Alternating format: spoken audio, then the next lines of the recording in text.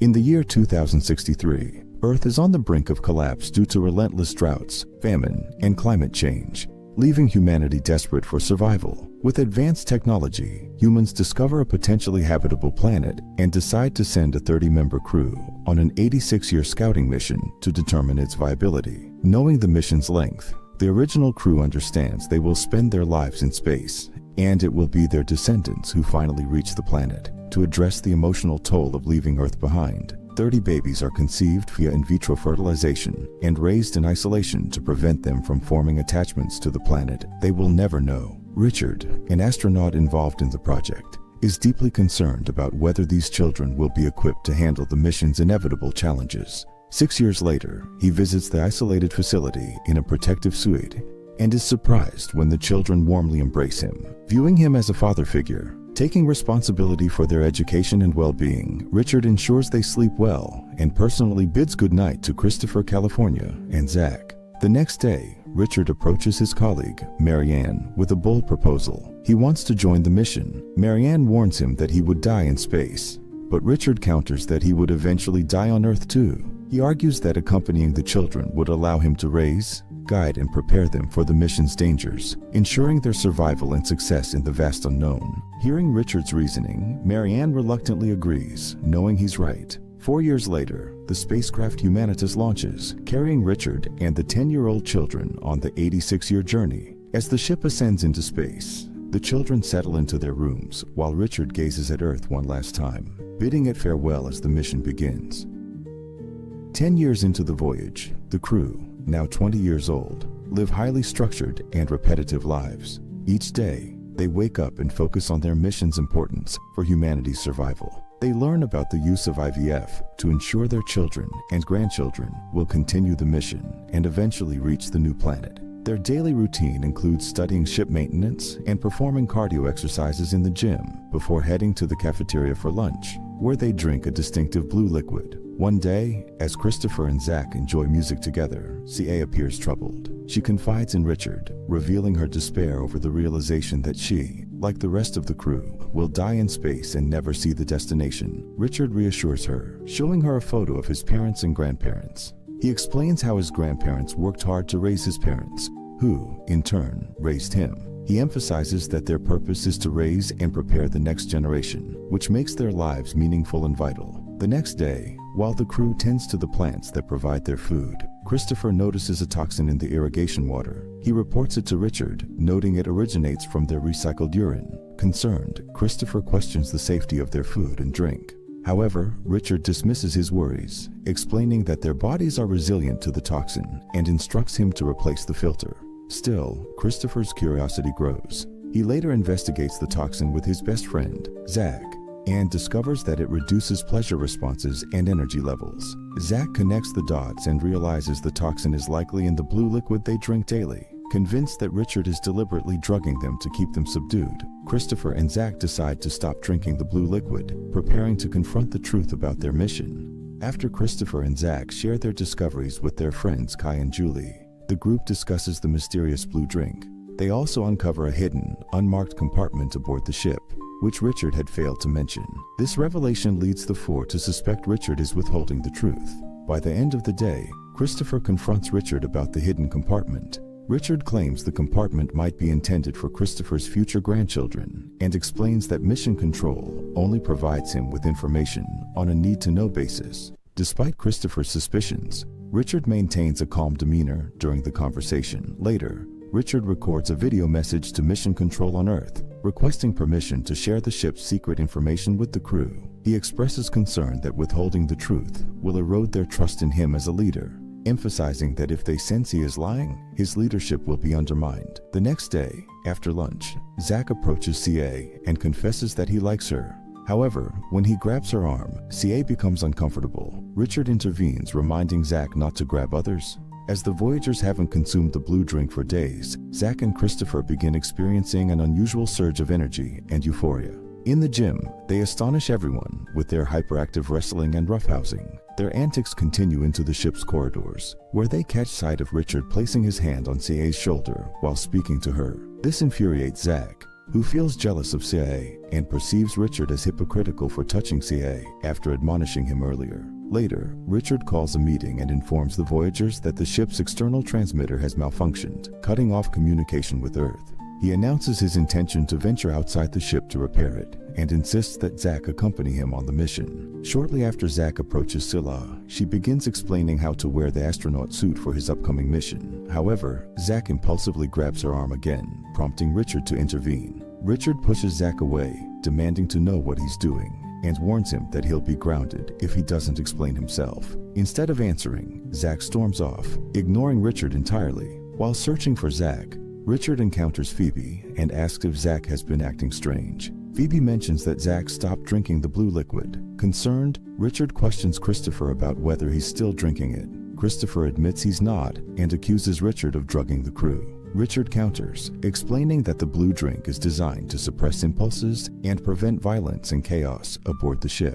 Christopher is deeply unsettled by this revelation. Rather than take Zack, Richard decides to bring Christopher outside with him to repair the ship's damaged transmitter. Initially, Christopher refuses, but Richard persuades him home by offering the chance to report the blue drink to Mission Control afterward and promises to support him. Reluctantly, Christopher agrees. Richard helps him put on the astronaut suit, and they venture outside the ship. As they glide through space, Christopher is awestruck by the beauty of the stars. Inside the ship, the rest of the Voyagers monitor their progress. Richard instructs Kai to turn off the transmitter, but as he does, a mysterious black object hurtles toward Richard, violently shaking the ship. In the ensuing chaos, Richard is struck and killed. An alarm blares as a fire breaks out in the system room. Shocked and grief-stricken, Christopher carries Richard's lifeless body back inside, while the rest of the crew scrambles to uncover what went wrong. Despite the crew's efforts to revive Richard, they fail. Scylla, the chief medical officer, officially pronounces him dead.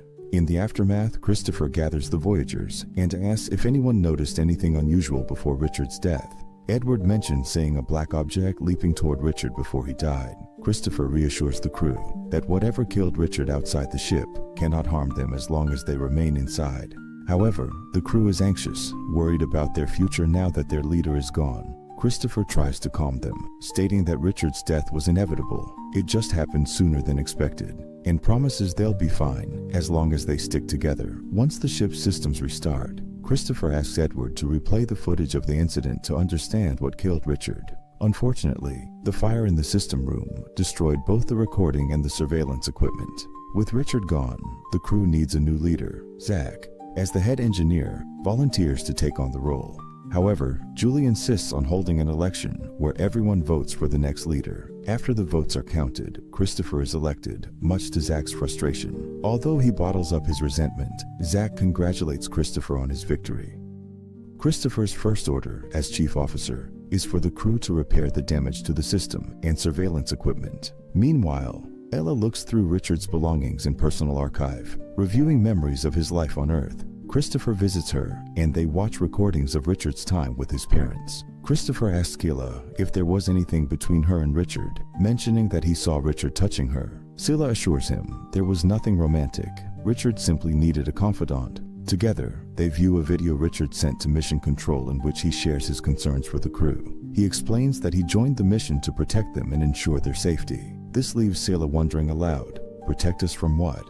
And adding softly, I want to protect him. Later, Christopher checks on the crew, but finds they aren't repairing the surveillance system as he ordered. Instead, Phoebe explains that the refrigerator broke down during the fire, and the crew is trying to salvage it. Zack suggests eating the food before it spoils, turning the situation into a feast to celebrate Christopher's election. Reluctantly, Christopher agrees. During the feast, some crew members consider drinking the blue liquid again, but Kai stops them, reminding them that Zack called it a drug. Convinced, the crew pours the drink out. This leads to a burst of uncontrollable energy and chaos among the crew in the gym, where they wrestle, play rough, and let loose. Meanwhile, Scylla is alone elsewhere, completely unaware of the pandemonium unfolding around her. Shortly after, Zack and his friends sneak into Richard's room to watch his personal archive. Scylla storms in and angrily orders them out, reminding them that she's responsible for safeguarding Richard's belongings. Once they leave, Scylla secures the door to the room, but Zack taunts her, reminding her that Richard isn't around to protect her anymore.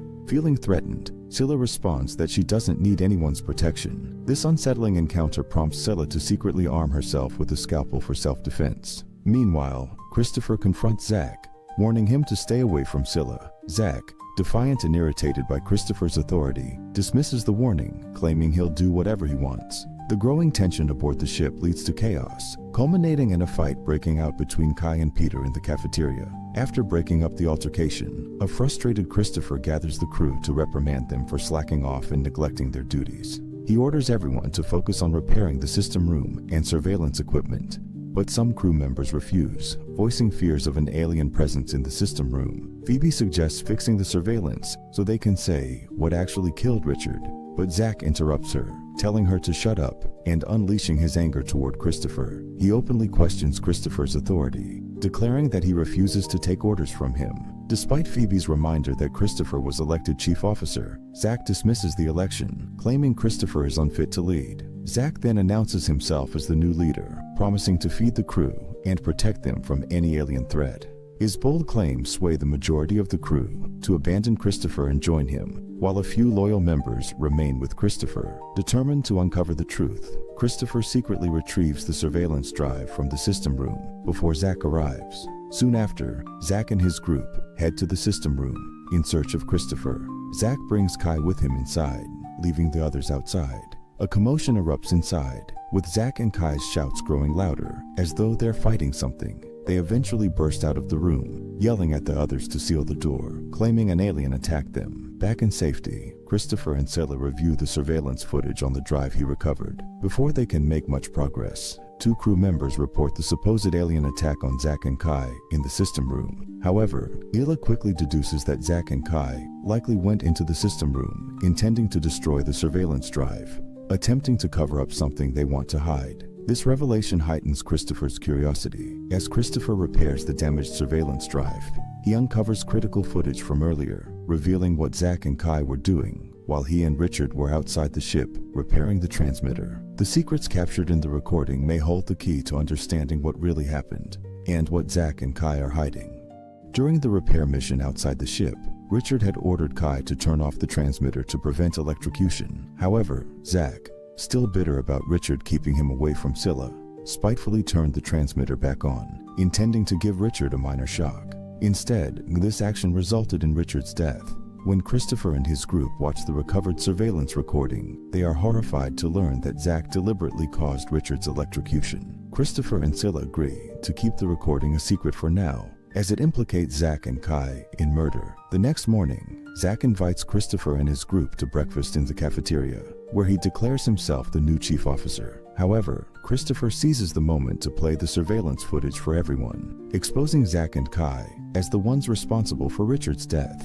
He also reveals that the alien story is a lie fabricated by Zack to manipulate the crew.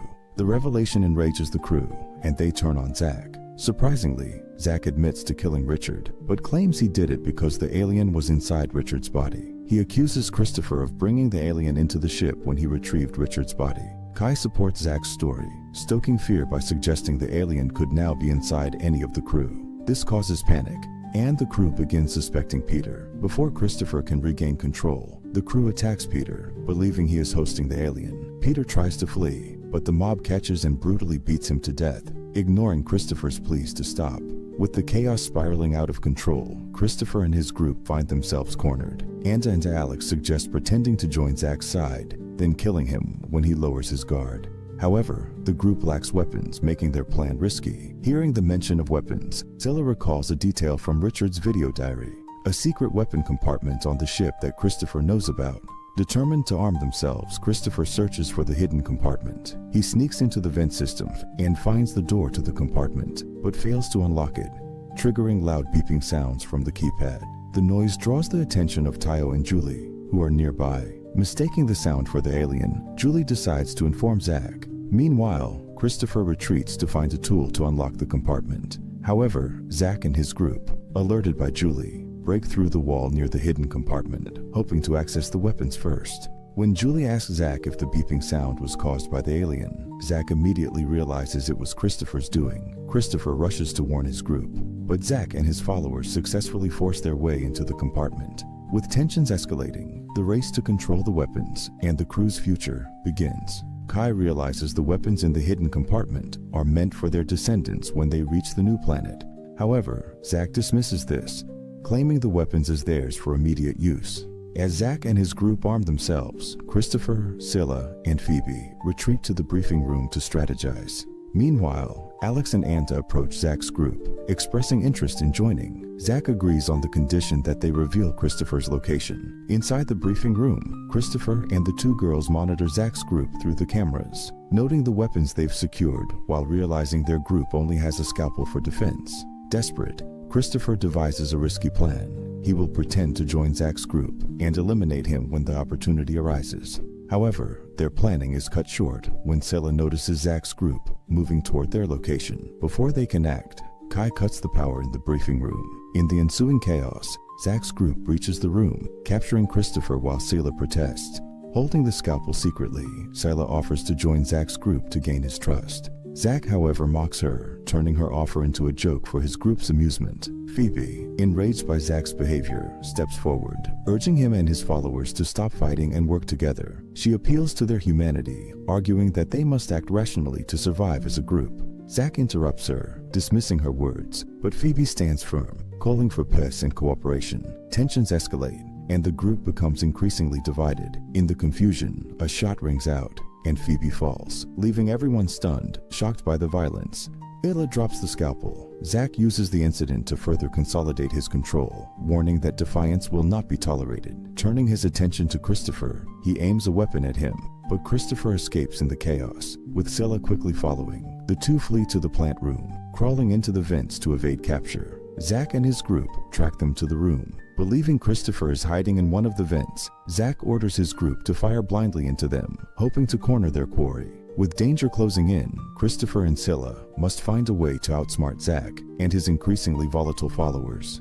Christopher and Scylla manage to escape from Zack and his group, retreating to the medical room, where they lock the door. However, Kai quickly shoots the door open. As he enters, Christopher and Scylla ambush him.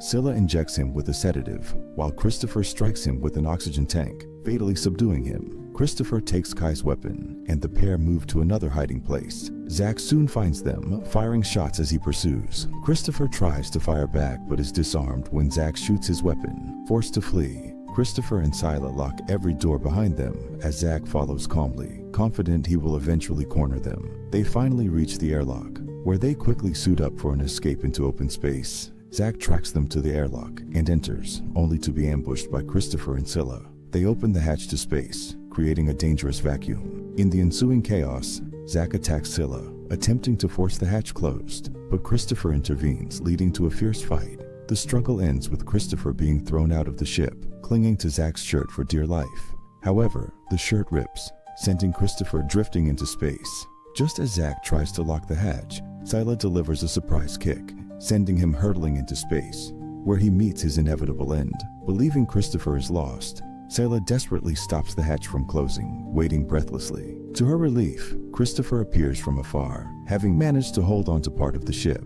As he re-enters the airlock, Scylla tears up with joy, relieved that he survived. Afterward, Christopher and Scylla confront Zack's remaining followers, who initially hold them at gunpoint. Christopher assures them that Zack is no longer a threat, convincing them to lower their weapons. With Zack gone, the crew acknowledges Christopher's leadership, and order is restored on the ship.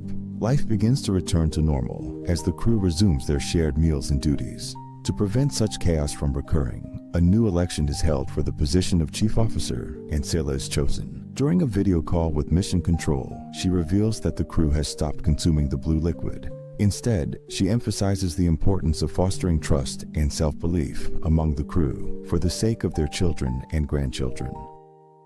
Months later, Christopher and Scylla welcome a child, bringing hope and a sense of renewal to the ship.